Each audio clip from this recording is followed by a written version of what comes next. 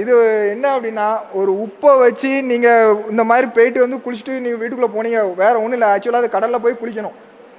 ஒரு துக்க வீட்டுக்கு போகிறோம் அப்படின்னா, அங்கே துக்க வீட்டுக்கு போயிட்டு வரும்போது அங்கே எந்த மாதிரியான துஷ்ட பிராணங்கள்லாம் இருக்குங்கிறதே தெரியாது.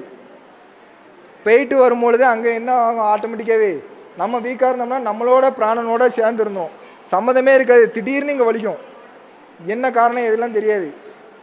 அதுக்கப்புறம் திடீர்னு கொஞ்ச நேரம் கழிச்சு பார்த்தா அதுவே சரியாயிரும். காரணம் என்னன்னு கேட்டால், அங்கே வந்து ஒட்டியிருக்கோம். நீ அடுத்து கொஞ்சம் அதை கவனிச்சதுனால அங்கே ஸ்ட்ராங்காக இருக்கும், உடனே வெளியே போயிட்டு அவ்வளோதான் விஷயம்.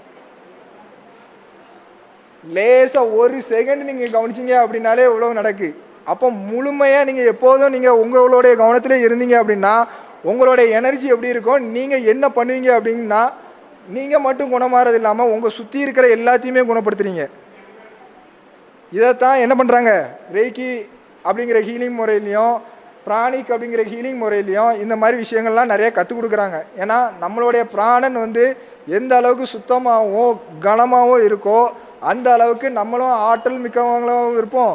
இன்னொன்று என்ன அப்படின்னா, மித்தவங்களையும் நம்ம குணப்படுத்துகிற தன்மையில இருப்போம். நீங்கள் ஒரு ஆள் குணமானீங்க அப்படின்னா உங்கள் சுற்றி இருக்கிற 4 பேர் குணமாக முடியுங்க. அப்போ அந்த 4 பேர் உங்கள் வீட்டில் 4 பேர் குணமாயிட்டாங்க அப்படின்னா உங்கள் வீட்டில் பக்கத்தில் இருக்கிறவங்களும் சேர்ந்து குணமாவாங்க.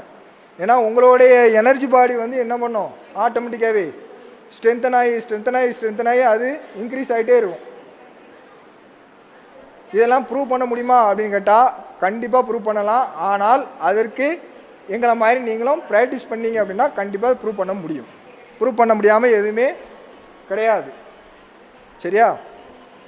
அப்போது நம்ம எனர்ஜி பாடியை வந்து டெவலப் பண்ணுறதுக்கு முதல்ல ஹீலிங் பயிற்சி பண்ணுறதுக்கு என்ன தேவை இருக்குது, எனர்ஜி வந்து ரொம்ப தேவை இருக்குது.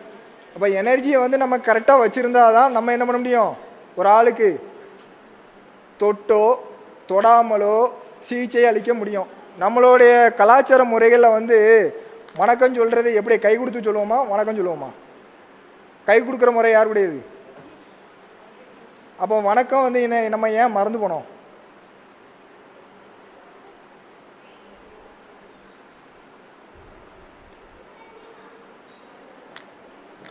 வணக்கத்தை வந்து ஏன் மறந்துட்டோம் அப்படின்னா, நம்ம வந்து அவங்களுடைய மனதுக்கு ஏற்ற மாதிரி செயல்பட ஆரம்பிச்சிட்டோம், அதனால் நம்ம மறந்துட்டோம். ரேக்கி ஹீலிங் அப்படிங்கிறதுல ஒரு விழிப்புணர்வு தான், வேறு ஒன்றும் இல்லை. இது உங்களை பயிற்சி செய்யுங்க அப்படிங்கிறதெல்லாம் கிடையாது. தெரிஞ்சு வச்சுக்கோங்க. இன்றைக்கி இது நீ தெரிஞ்சு வச்சுக்கிட்டீங்க அப்படின்னா நாளைக்கு வந்து இது இன்றைக்கி இல்லைனாலும் மருத்துவமே அல்லாத ஒரு காலகட்டங்களில் உங்களுக்கு நீங்களே முயற்சி பண்ணி மருத்துவம் பண்ணிக்கலாம்.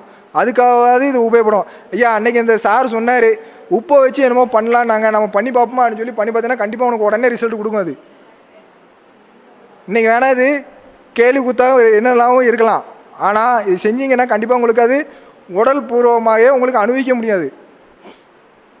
சரியா? சரி, உப்பு சுற்றி போடுவோம், வேறு என்ன பண்ணியிருக்கோம், வேப்பல் அடிப்போம். இது எல்லாமே எங்கே செயல்படுது அப்படின்னு பார்த்தீங்கன்னா உங்களுடைய எனர்ஜி பாடியில் தான் செயல்படுது. சுற்றி இருக்கக்கூடிய எனர்ஜி பாடியில் தான் செயல்படுது. இந்த எனர்ஜி பாடியில் செயல்படுற விஷயங்கள் எல்லாமே நமக்கு கண் பார்வைக்கு அப்பாற்பட்ட சூட்சும முறையில் இருக்குது. சரியா? இப்போ நம்ம கண் பொத்தி ஏன் விளாண்டோங்கிறது இப்போ தெரியுதா? கண்ணாமூச்சி ஏன் விளாண்டோம், கண்ணை கட்டி ஏன் விளாண்டோம், இதெல்லாம் கவனிக்க தெரியணும் அப்படிங்கிறதுக்காக தான் நம்ம விளாண்டோம். ஆனால் நம்ம இப்போ அந்த கண் பொத்தி விளையாடுறதும் குறைஞ்சி போச்சு. அப்போ இந்த மாதிரி விளையாட்டு, பாரம்பரிய முக்கியமான விளையாட்டுகள் நம்மளுடைய தமிழர் கலாச்சாரத்தில் உள்ள விளையாட்டுகள், பாண்டி ஆட்டம், கண்கட்டி கண்ணாமூச்சி விளையாடுறது, அப்புறம் வேற என்னது, நம்ம அந்த பூ பறிக்க வருகிறோம்னு சொல்லிட்டு ஒரு விளையாட்டு விளையாடுவோமே, அந்த விளையாட்டுலாம் என்ன அப்படின்னு பார்த்தீங்கன்னா உங்களுடைய எனர்ஜி பாடியை நீங்கள் கிளென்சிங் பண்ணுறீங்க. உங்களுடைய எனர்ஜி பாடியை கிளென்சிங் பண்ணுறது இல்லாமல் உங்கள் விளையாட்டில் இருக்கிறவங்களுடைய எனர்ஜி பாடியும் சேர்த்து கிளென்சிங் பண்ணுறீங்க. போயிட்டு வரும்போது அது சுற்றி வரும்போது என்ன பண்ணுவீங்க அப்படின்னு பார்த்தீங்கன்னா, இதில் வந்து ஒரு சிம்பிள் ஒன்று உண்டு, இன்ஃபினிட்டி அப்படின்னு சொல்லிட்டு ஒரு சிம்பிள் உண்டு, பார்த்துருக்கீங்களா? இந்த இன்ஃபினிட்டிங்கிற சிம்பிள் என்னதுக்கு, ஏன் அது இன்ஃபினிட்டின்னு சொன்னாங்க?